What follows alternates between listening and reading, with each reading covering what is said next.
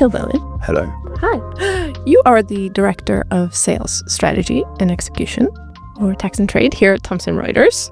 So on a daily basis, you're working with customers and potential customers that are in the market to purchase e-invoicing technology. Is that correct? There we go. Very good way of describing my job for me. Yes. So can you give us a sense of why are these multinationals in the market at this time for e-invoicing technology? Why are multinationals in the market looking for e-invoice technology? That's a great question. I think we're seeing such noise in the market at the moment around e-invoicing. Buzzwords like CTC, VIDA, mandates. There's so much noise out there, and multinationals are starting to really feel the pain of mandates happening that are really impacting essentially their AP and AR processes, their tax treatment, what they have to do. And they are out there looking for some help to become compliant, stay compliant, figure out what it means in every market they serve. And so you're seeing mostly a compliance push into the market, or are you also seeing an automation pull as well? It's hard to distinguish nowadays. Yeah. A decade ago, 100% of the RFPs we received were for automation. Traditional AP automation, big buyers looking at their AP processes, looking towards their suppliers and say, hey, how can we receive these inbound invoices differently? And maybe similar programs on the AR side. So it was definitely led by automation, perhaps looking for connectivity and interoperability. If we accelerate to what we're seeing today in the market, it's almost 100%, not quite 100%, and that's important to know, but it's almost 100% compliance driven. Organizations are proactively and really as an emergency looking to meet the plethora of mandates out there. But if you merge the two, I don't think you can have a compliance program or project today that doesn't include elements of automation or finance and digital transformation. And the same goes the other way around. You cannot come to market today looking to automate your processes without considering document compliance, whether it's e-invoicing or e-reporting. They're really married. This reality for multinationals in Europe, where they're facing overwhelming and complex regulatory pressure from VAT digitalization initiatives like VIDA, and the rollout of e-invoicing and real-time reporting requirements.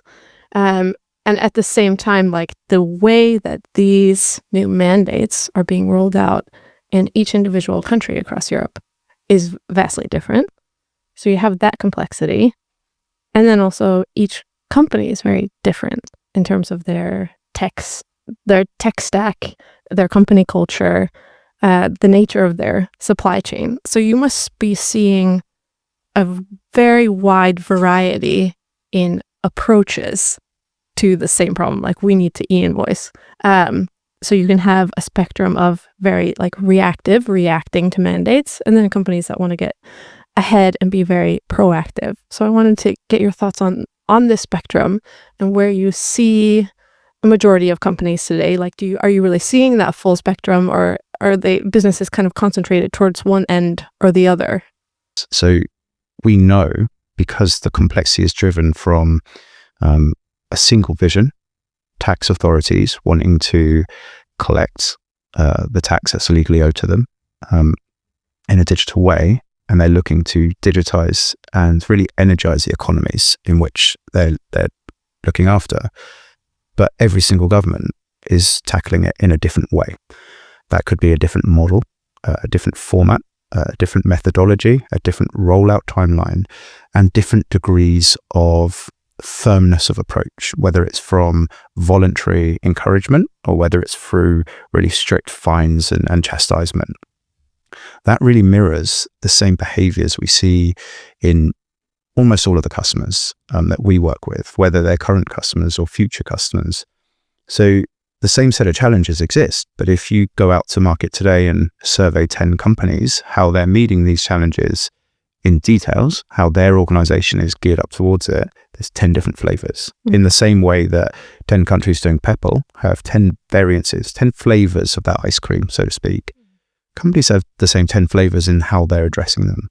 And that is, I think, a good thing. Every organization has their personality, but it's scary that some at the top end of the spectrum, I would say, know this world, e-invoice, e-reporting mandates, and the whole technical requirements, the stuff that comes with it, better than we do. They really have invested their time. That's quite rare.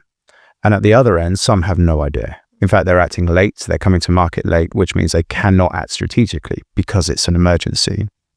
And then you've got the group in between. They know they have to do something. They've reacted over time, but it's being born out of IT. Another organization is driving it out of finance, or even within finance, AP, because they hit the mandate first because it impacts their AP team in a certain market. So we have to adapt and work with organizations in how they want to work, but also we're starting to see what best practice looks like. So we're starting to guide in that direction. Hey, by the way, you might want to consider either a longer planning horizon, not just what's in front of you today, the 5 mandates that impact you in Europe, but we know you operate in different regions and different ways, and we can inform you what's coming. And some organizations take really well to that, and some will figure it out as they go. Mm-hmm. I have a thought exercise for you. So sometimes you can illuminate things by turning them on their head. So I'm going to ask you this. Is it bad to be reactive? If you're purposefully reactive, it's a good thing. If you're reactively reactive, I don't think that you're doing anything other than hoping and playing your cards and hoping you get, dealt a lucky hand, so to speak. Because it would be wrong for any organization, whether you are a technology provider, like we are at Thomson Reuters, whether you are an advisor in the market, helping kind of organizations navigate, the high seas of global compliance, of tax and trade. Invoicing is part of that. It would be wrong for anyone to say, this is the approach, this is what you must do. I think it's important that organizations have their own journey, their own individual and corporate personality. But I think every organization as a must have a strategy. How do we, as our corporation, with our vision, our big bets for how we plan to serve the customers and markets that we are serving today or plan to grow into, how do we want to tackle these complex compliance requirements? And some of them are unknown. And if the answer to that is an informed, we're happy to do it regionally, by country, reactively, we're happy to be on the hook for changes as they come, and we will be agile. I think that's okay. It doesn't feel right in most cases, but I would always take a structured, informed yes. That's fine for us. And we see that. We see it happening. We've had organizations move away from working with us so closely because they actually have a preferred, let's say, a federated model. They enjoy that maybe they're made up of an organization ecosystem that is very, very regional or perhaps market by market focused. But by and large, strategy and doing things on purpose with precision, then I think organizations should be free to make their own kind of way through the forest of digital controls. And my next question is, it's known as good to be proactive. So I want to ask you a 2-part question. Let's examine, is it good to be proactive? And the second part, is there even such a thing as being proactive, or is it just active because the pace of change is so rapid? So like as soon as you get ahead, that margin of being ahead is going to be gobbled up just by the pace of change. So let's start with, is it positive to be proactive always? I think it's beyond positive. I think it's imperative. And I think that change has been the new norm for 2 decades now. And I think organizations should stop looking at compliance as an emergency. If you are proactive, and that could be in a strategy, understanding how your organization should react to known requirements, unknown requirements, and everything in between, compliance becomes a gateway, becomes a front door that it's a threshold you have to walk through. But on the other side of that door, with a plan, with a proactive strategy, enables you to keep ahead, and the ongoing plethora of mandates become business as usual and less emergency knee-jerk reaction. So you've been in this industry more than a decade, right? Are you surprised to see governments leading this change to a live data economy or not? It's really interesting to watch the emergence of tax departments and governments evolve from reactive recipients of data around things like tax reporting to spearheading initiatives and being proactive innovators in terms of driving digital behaviors in a market. And we're seeing that happen in all economies across all markets, right? Every country on the planet has either mandated, is mandating, or is consulting and considering the mandation of some form of e-invoicing, e-reporting, and tax regulation. Is it because businesses just didn't operate fast enough? I would, from one maybe polarized perspective, I think it's maybe because industries weren't interoperable enough, right? I think maybe it's because industries didn't open up and communicate with each other fast enough. Because if we look at it from an exchange point of view, these mandates and even the AP automation projects of old were all geared towards a couple of things. Better data, faster. I want to exchange this rich supply chain and finance information with my trading party community. And then I want to make that available to tax as I need it, tax authorities. Those closed behaviors that have manifested have locked in supply chains because those closed AP automation platforms said, hey, you've chosen me as your AP automation tool of choice. Your suppliers are going to use my technology. Yeah. So you're driving closed behaviors to suppliers. We're now seeing a supplier revolution where those suppliers are saying, hey, I want the mobile phone approach. I want to pick my hardware, which will be my ERP system. I want to pick my cell phone network, which is my global e-invoice or e-document provider of choice, my tax and trade network. And I don't want to be locked into one because of the technology I choose or the technology that my supply chain or my customers use. Let's go and pick the hardware and the network of choice and demand that those technologies interoperate. Had that happened over the last decade, the governments would already have rich supply chain data. They'd already have rich tax fiscal information as they need it, because that sluggishness of economies, businesses, or closed behaviors of maybe some technology providers is maybe one of the triggers that have slowed digitization. And I think governments are intervening now beyond wanting to collect tax a bit differently. I believe that governments are intervening because industry didn't act fast enough. Mm-hmm. So when we're looking at governments formulating their strategy around digitalization, we've seen early movers and some late movers. So in the context of Europe, I really wanted to talk about the UK because there was very relevant news that came out. So can you comment on what that UK news was and just fill us in on the context of how the United Kingdom is thinking about an e-invoicing mandate, given that they're not in the European Union, that they have a Facebook status. It's complicated relationship with the European Union. That's an old school reference. I know, right? So yeah, fill us in on what's going on there. Firstly, I'm so glad to hear you talk about the United Kingdom in the context of Europe. And I think it's such a relevant topic and certainly something that's close to my heart because within Europe, the UK is such a prevailing and prevalent economy, right? It's such a big player in terms of trade. On the top surface, the UK has a tax deficit of around 8 billion, which is a small gap in the grander scheme of things. So do they need to do something? Maybe. Still a significant amount of money, right? But it's beyond just the need to plug that tax deficit.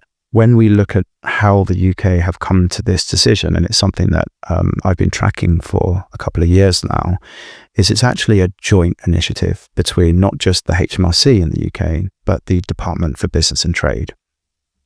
And it fits really firmly into their transformation, their economic transformation initiative. So beyond just asking taxpayers to pay the tax they're owed in a slightly more digital way, it's being led with energy.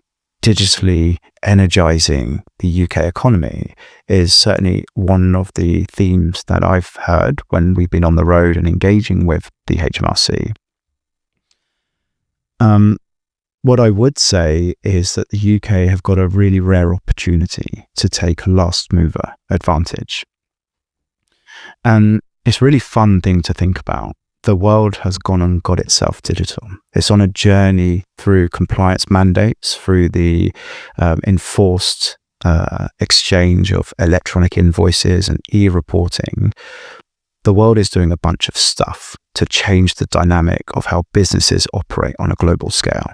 Whether you are a bakery in Belgium or whether you are an emerging multinational born somewhere else on the planet, or you're already a big business, you're already over large, This stuff is impacting you. And the UK, by acting last, will enable them and has enabled them to take stock, take a look at what's happening down in Latin America, understand the impacts of Italy's clearance model. They've got time to look at a pure Pebble play. All these buzzwords. Is 4 corner good for us? Is 5 corner good for us? And by the way, what about our economy?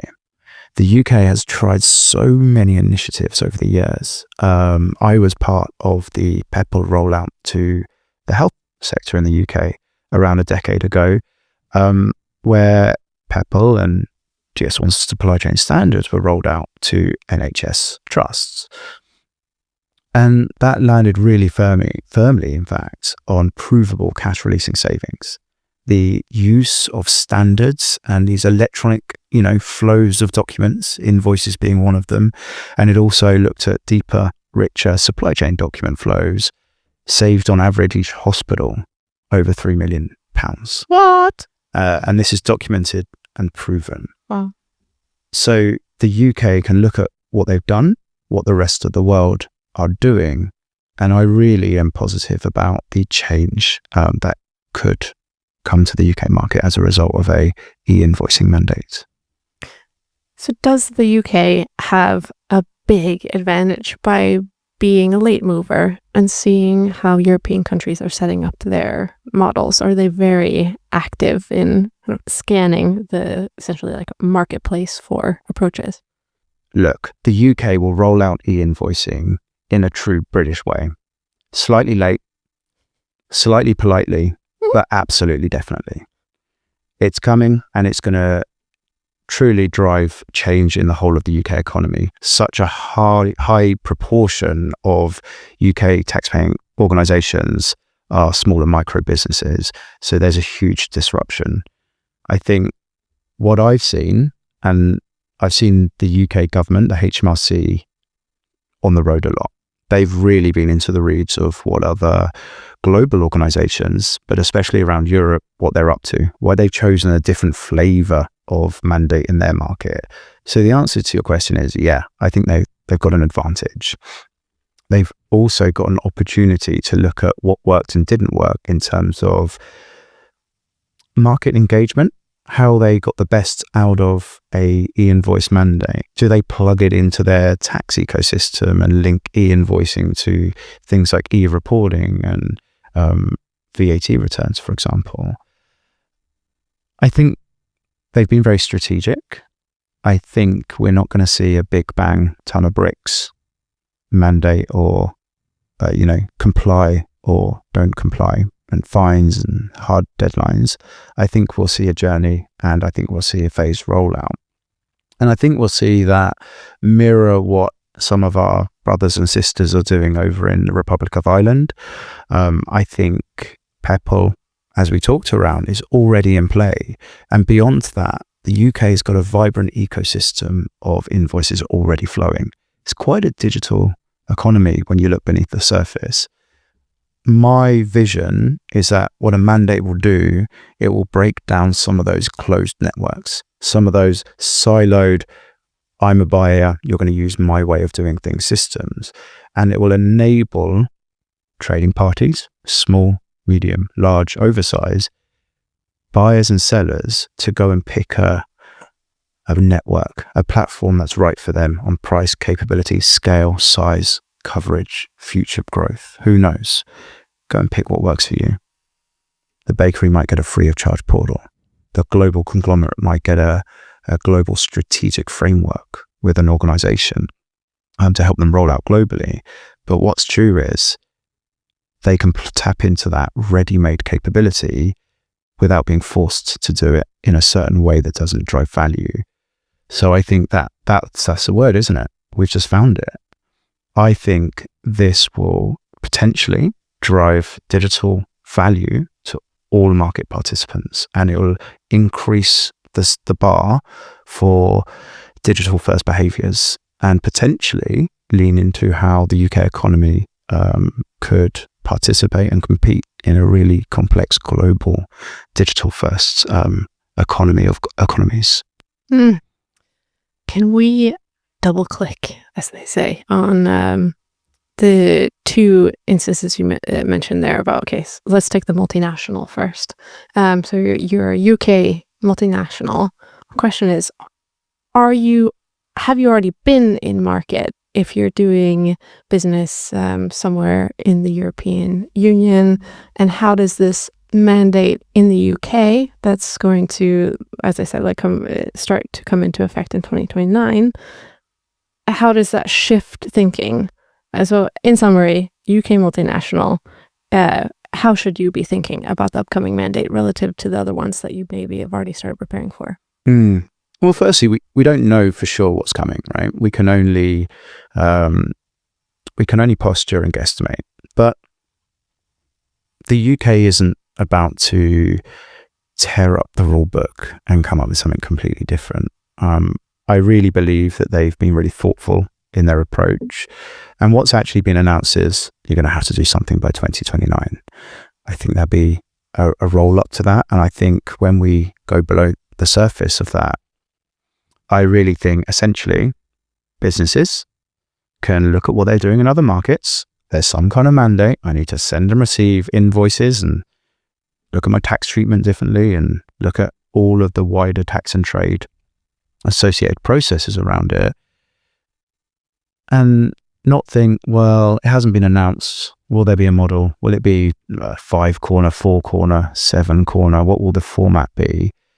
I think if you simplify that somewhat, you're going to have to do something.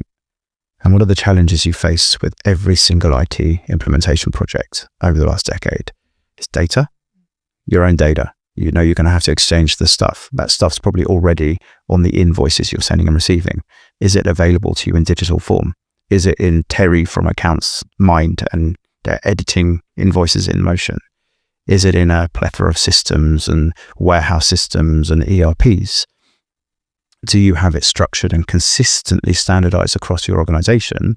So when whatever the mandate comes, you have to start doing this at hyperspeed. Do you have readiness? Are you going to be able to send that information? Whether it's a 4 or 5 corner, it's going to get sent somewhere and it's going to be digital and it's going to be standardized. So for me, if I'm a multinational, I'm thinking, get my data in order. Find an owner for E-invoicing. Right? This comes up a lot. You must have heard this before. Mm-hmm.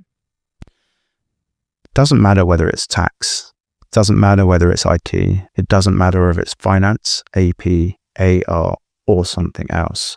For me, number one is data.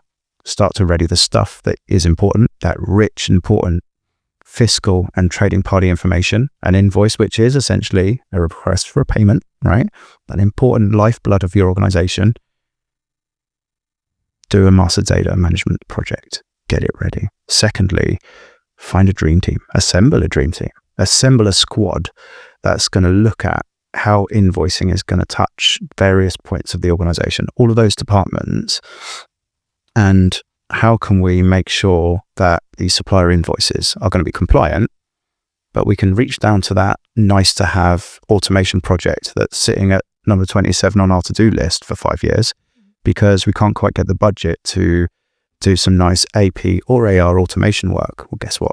The government's about to force you to do this. So for me, if I'm a department leader, I'm getting free of charge automation. So ready your team, get your data in check, ready a team, a cross-departmental team, and overline business value. Thirdly, take all of that insight, those people, which are the superpower of every organization that know your business, know your processes, what works, what doesn't work. If they had a blank check, what would they do to change their department, whether it's tax transformation, AP automation, or AR automation, and all the other elements around it? How can this free of charge automation be used as a superpower to drive transformation? So, master data management, establish a dream team, have a strategy for what you're going to do, not just for the UK. If you're a multinational, you're already operating across borders. What worked, what didn't work? Did you pick the right technology provider? Is the strategy that you devised fit for purpose? Does it need to evolve and adapt? Did you even have a strategy? Or is now the time to be purposefully proactive with precision? Who knows? But they're my 3 takeaways for what every multinational should be already doing. And for me, it's bananas. Organizations that have so many people trying to drive a business forward aren't doing this already. Businesses are about to move at hyperspeed, and in order to stay ahead in business terms, ahead of the competition, to keep the share of wallet and the attention of the businesses and consumers that you're serving, you need to be ready. But that hyperspeed, guess what? It's running at hyperspeed with good quality data. And if your data isn't good, if you haven't got good quality data, and if you can't pivot and meet the evolving needs of the markets fast, then you run the risk of stifling your own innovation, getting in your own way. And for me, this e-invoicing is just a gateway. It's the first step into having a whole layer, that bottom triangle of good quality. All your finance data is going to be blistering speed, changing mandates, new mandates, changing requirements. What about trade and supply chain regulations, payment regulations? Picking a technology or best of breed cloud-based solutions that you demand are interoperable, that work together, will enable you to be ready and resilient for whatever the future grows at you. And for me, that's a direct link into releasing time, not just cash releasing savings and did I save money? Guess what? You're going to have to buy technology. If you do it strategically, you'll be really, really efficient, agile, fast, nimble, and you'll be able to use your own data as a superpower. My final question to you is about, how appealing this future actually is, because what it sounds like to me is there is an era coming where tax is hands-free, touchless. It is just something that follows the natural rhythms of business. So once you get these real-time technologies in place, then there's no more of this look-back activity, and finance and tax teams can focus on other aspects of the business because tax is just taking care of itself. So what are your thoughts on this, the touchless future of compliance? Touchless compliance is really interesting. And it's no longer a choice for organizations. It's going to happen. Governments are driving it because I think businesses, economies didn't get it right in the first place. If this stuff was already happening, we wouldn't be talking around it. If it was just about exchanging a certain format for an invoice, we wouldn't be talking about it. This is clearly moving in a direction where touchless compliance will be business as usual, right? Whether it's determining the right tax rate on an invoice, whether it's exchanging that invoice in a standardized way, depending on the global, local, regional, domestic mandate in place, wherever you're serving, whether it's reconciling that or then reporting on it, it's clear that while governments do things in different flavors, organizations do things in different flavors, we're going to see different outputs. We're going to see self-filled VAT returns. We're going to see real-time audit flags before you submit that. Are you sure you don't want to go and have a look at this area over here? And I think this is positive because it can release tax, finance, operational, AP and AR professionals to value-added activities, not spending days, weeks and months preparing for audits, preparing for returns and the spreadsheets that get flown around the organization. I don't think we're about to get rid of Excel, right? But I think that compliance and the exchange of this information should be standard. Exchanging invoices, getting your tax treatment correct first time in real time should be standard, because then those professionals can focus on, can we use this and leverage it deeper through our supply chain orders, responses, shipping notes? Can we get end-to-end automation across our entire supply chain and our ecosystem? Can we go wider and look across our tax and trade ecosystem? This data in this humble little old invoice doesn't just feed tax, it feeds the ESG requirements that are being pushed upon every organization. It feeds the trade regulations that are coming.